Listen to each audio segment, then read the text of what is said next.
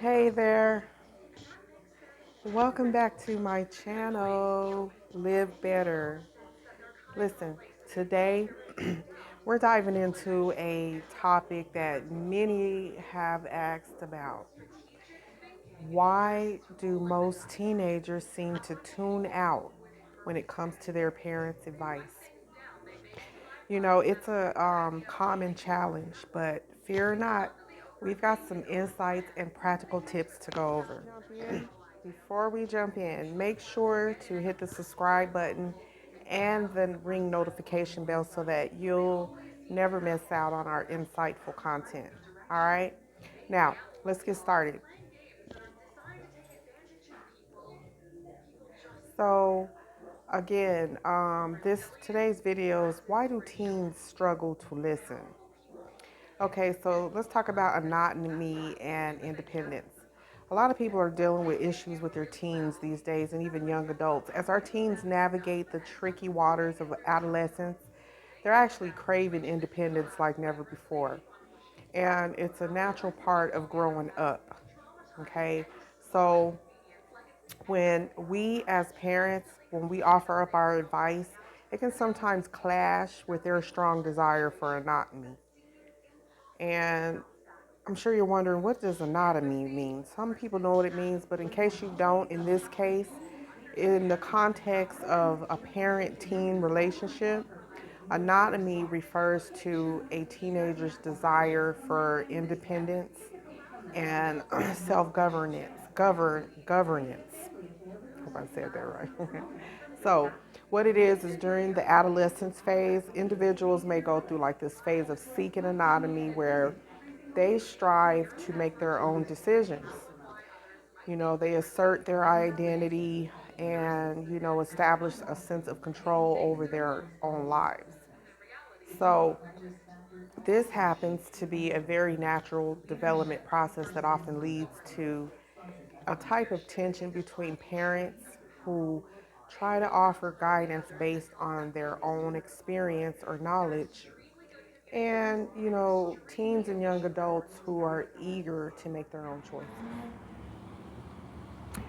Understanding, and respecting this need for their autonomy is crucial for any parent if you're experiencing this at all. It's the holidays, a lot of people are stressed, got a lot of anxiety. But what it really involves is recognizing that teenagers and young adults are exploring their individuality and their independence. And their resistance to parental advice may stem from a simple desire to assert themselves rather than, a rejection of parental guidance or wisdom. So you have to take it easy this season. So let me tell you how to effectively get through this aspect of autonomy, which is going to involve finding a balance between offering guidance and allowing teenagers the space to make their own decisions and learn from their own experiences. Okay, let's get into it. So you're going to get involved with changing the social dynamics of it all. Okay, so let's talk about, and it's kind of raining out here. Let's talk about the influence of technology and the peer dynamics because technology is on the rise. And let's talk about how the digital age has really transformed the way teens connect and the way they receive information. So what it is the digital age has really revolutionized the way the way teens connect and the way they receive information compared to how their parents' experiences. Times are different. Unlike previous generations where teens today, they have instant access to a vast amount of information. There's the internet and then there's social media, right? So communication is predominantly digital with, with platforms like Facebook, Snapchat, and Instagram, instant messaging and video calls, FaceTiming, all that is really becoming the primary means of interaction these days. So this completely contrasts with the more, traditional communication methods such as face-to-face conversations, phone calls, you know, that their parents may have had to rely on. So you have to keep that in mind and remember having to dial zero. Remember that when we used to have to dial zero just to get certain information and get things done? You used to have to break the line to get through when the phone was busy. Well, the influence of peers, celebrities, online communities, this now plays a very, very big role in shaping how teens' perspectives are, and making the digital realm a very powerful force in their lives, distinct from the offline world that their parents may have navigated through. Okay, some of you know what I'm talking about. And sometimes the advice of friends or societal expectations can really overshadow the wisdom of mom and dad, right? It's a very challenging environment to be in these days. And so once you understand these dynamics, you'll do better. There's generation gap in the values. Values evolve over time, and there's often a very noticeable generation gap if you pay attention. What I mean by this is what worked for us may not necessarily resonate with our teenagers. Okay, so understanding their world and the shifting societal norms is really the key here to bridging this gap. Okay, so to better understand the world of teenagers and young adolescents and navigate the shifting societal norms, I'm going to give you just a few things you as a parent can start to implement. Okay, you want to have some open communication channels available. What that means is learn how to have more open and non-judgmental communication with your teenager. Be more of a better listener. It's hard, but it can be done. Now, if they're ignoring you, then what you want to do is just give them their space and time. And the next time you speak, encourage them to share their thoughts and their experiences and their opinions and just listen. Okay? Actively listening without imposing your views, creating a space where they feel comfortable expressing themselves is really what you want to start doing. Okay. Now, if you don't want to talk to them, then use your own discretion. Everybody's situation is different when it comes to breaking that ice. Next is go ahead and educate yourself on the current trends. Stop being so old fashioned and start educating yourself. So stay informed about the current trends and pop cultures out here and, issues that actually matter to your teenagers. Okay. This could, now it's getting kind of cold, y'all. This can involve following relevant social media channels and pages, read the articles, engage in discussions with other parents, get their thoughts. Being aware of what captures their interest is going to really help you connect with them on a level that resonates. Because, we're living in some different times right now. And, you have to catch up. But of course, never compromise your own morale, okay? Because most of us know what fabric we're cut from. I'm going under here because it's getting rainy and chilly. You feel my drift? So what I'm saying is just start engaging in their interests. If you want to build a better relationship, actively participate in activities that your teenager enjoys. And the only way you're going to know is you have to act and figure it out. Whether it's like playing video games, watching specific shows, or exploring their hobbies. Involvement in their world shows that you value their interests. And that's what most teens want if they want to connect with their parents. This type of shared experience provides common ground for discussions, and it opens doors for for things that need to be shared. Stop just pushing them off. Start getting into what they like to be involved in. Okay, you can attend social events together, or gatherings where teenagers interact. If they're still in school, You could go to their school functions. You can have community events or go to them, or even host gatherings at home.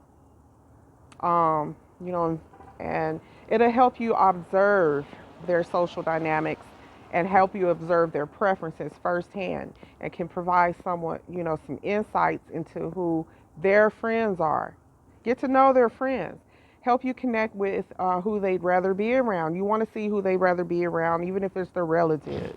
Okay, their challenges and the societal influences that shape their behavior will be way more understood by you when you start doing this stuff.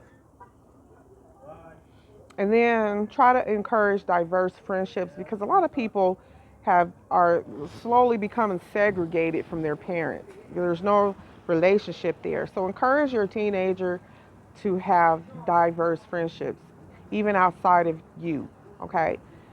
Because exposure to different perspectives and different backgrounds will help them develop a more broader understanding, okay?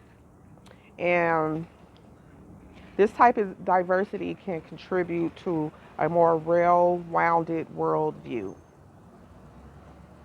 especially if they have goals and if they have ambitions, which most teenagers do. If they want to, they might want to become an entrepreneur or some type of influential person. So be open to learning from them. Don't always make it about you. Acknowledge that learning is a two-way street. Um, while you provide guidance based on your experiences. Sometimes we just want to throw our experiences out there without listening to them. So you got to work on being open to learning from them too, because they actually bring a fresh perspective and fresh insights into contemporary issues that we're dealing with today that may have evolved since your own teenage years. A lot of kids these days are very, very smart and intelligent.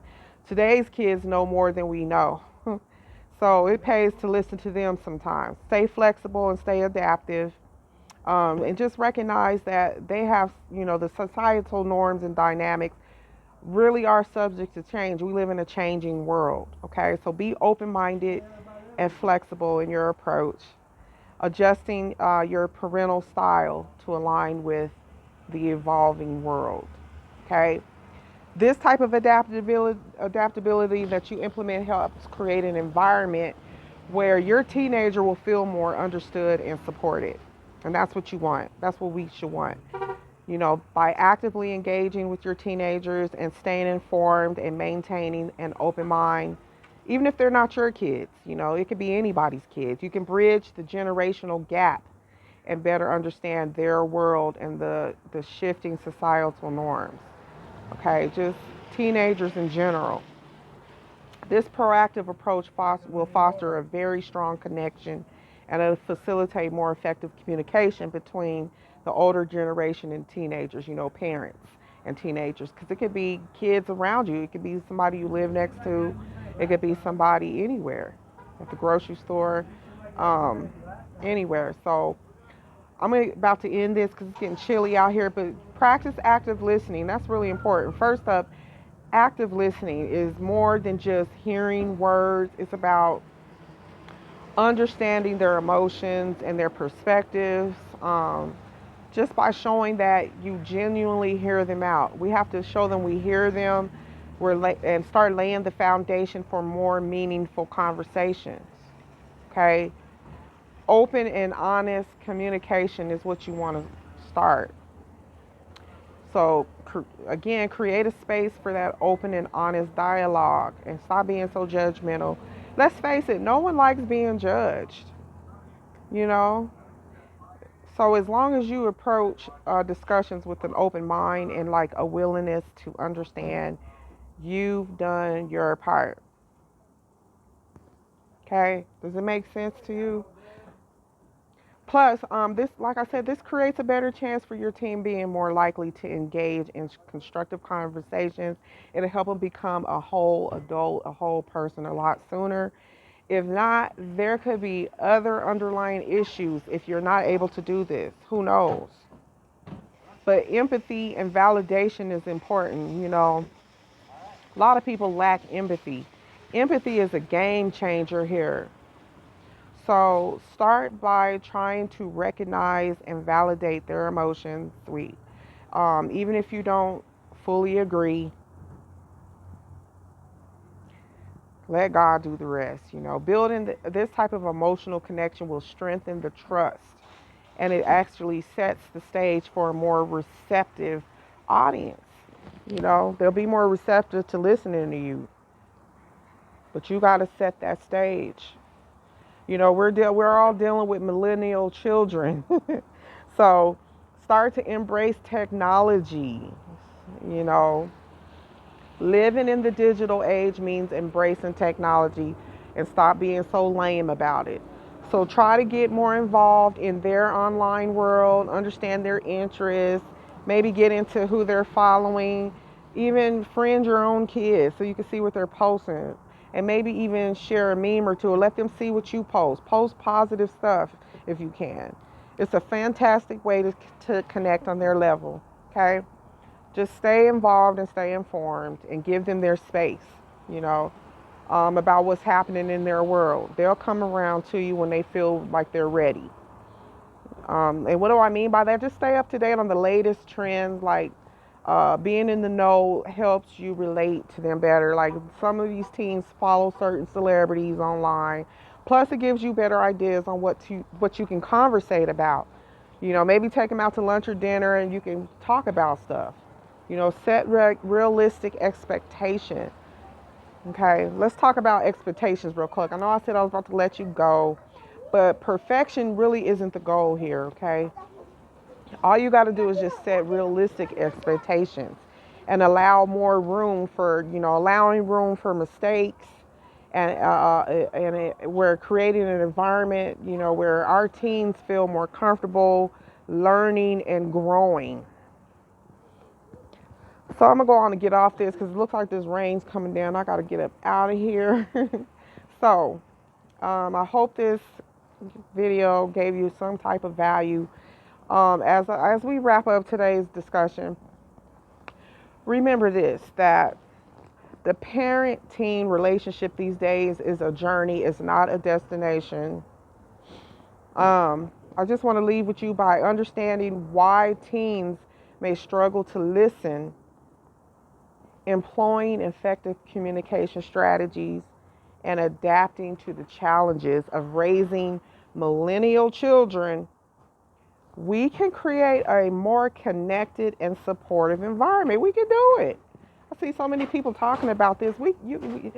It's natural for parents to want a friendly and positive relationship with their teenage children. Treating them exclusively as friends can lead to potential problems. Okay, so you gotta come up with the right balance between, being a parent and a friend if you want to maintain a healthy parent-teen relationship. You know, Many parents these days have fallen into the trap of treating their teenagers solely as a friend, and then then wounding up having various bad outcomes, like, the lack of authority and guidance. When parents when parents prioritize being a friend over maintaining a parental role, there may be a lack of authority and guidance that you might be dealing with. Teens still need structure, they need rules and guidance to help them get through the complexity of adolescence. You can't be their friend, you know. The risk of inappropriate behavior will show up when you do this. Blurring the lines between parent and friend may lead to a lack of boundaries. They'll violate your boundaries. In certain situations, this can result in inappropriate behavior that you do not want. And as the teen may not perceive you as the parent as an authority figure capable of setting limits, okay? That's what that creates.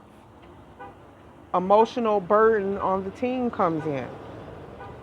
Friends typically share their challenges with each other, But expecting a teenager to bear the emotional burden of adult concerns can really be overwhelming. Little do you know. So, teens need a support system that includes guidance, not just a peer like relationship. Confusion about the roles. You don't want that. Treating the teenager as a friend might lead to confusion about the parental role. You don't want that. That can slip up and happen. Teens benefit from clear and consistent roles that provide both support and structure. That's what you want to lean towards.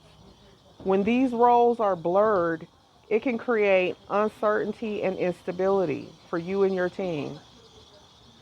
And then you wonder why things happen the way they do. And then it may have an impact on discipline. Friendships often involve a level of equality, but parent-child relationships inherently have a power dynamic.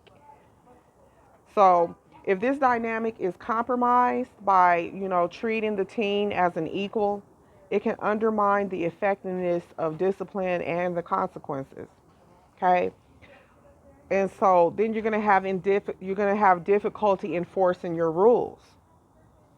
You know, Being too friendly may make it challenging for you as a parent to enforce your rules and the consequences because you're being too friendly. You know, Teens may not take your parental expectations seriously if they perceive you as a parent as their buddy rather than an authority figure. And that's what a lot of people are making mistakes doing these days. You know, the long-term relationship strain, the consequences of falling into the friend trap can strain the long-term parent-teen relationship that you want to have. you know, because as teenagers mature and seek guidance, the absence of a clear parental figure can lead to feelings of abandonment or a lack of support, whether you knowingly do this or not. Okay, so it's very important for you as a parent to maintain a balance between being approachable and maintaining that parental role. Okay, this involves establishing clear boundaries and providing guidance, not being their friend. They have friends, okay? Being a source of support while still enforcing necessary rules is the path you want to be on. A healthy parent-teen relationship combines both of those elements of friendship with the essential role of a parent, okay? Creating an environment that fosters trust, respect, and effective communication. And a lot of teenagers out here don't respect their parents. So I'm done with this. If you found this video helpful, give it a thumbs up and don't forget to share your thoughts in the comments below. I want to hear what you think. Okay. So I got to get off this. It's a little rainy out here. Until next time, here's to stronger connections and healthier relationships, y'all. Okay. This is your girl Candrea signing off from Live Better. Don't forget to subscribe. Stay safe out there. See you in the next video.